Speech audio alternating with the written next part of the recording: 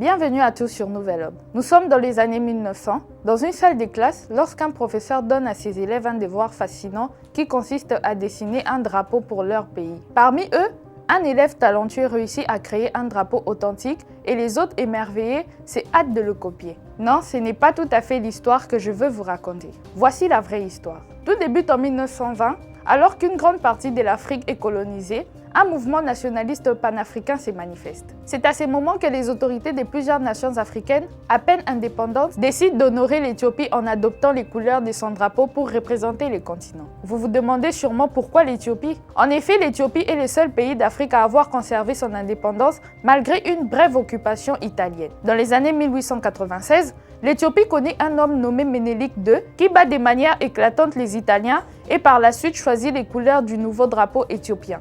S'inspirant des nombreux détails de l'Afrique, Ménélique II attribue à chacune d'elles une signification. Le vert, qui représente la végétation emblématique de l'Afrique, la jungle ainsi que la fertilité d'un sol généreux. De l'autre côté, nous avons le rouge qui symbolise le sang versé par les Éthiopiens afin de préserver leur indépendance. Pour finir, nous avons le jaune qui marque les richesses de l'Afrique. Même si entre 1936 et 1941, l'Éthiopie devient une colonie européenne, elle parvient toutefois à se débarrasser de l'envahisseur. Cette bataille ayant marqué la mémoire de tous comme un symbole de fierté nationale pour les Africains, les autorités de plusieurs nations africaines choisissent alors le vert, le rouge et le jaune comme couleurs officielles d'Afrique. D'où l'on constatera que nombreux des pays africains arborent ces trois couleurs.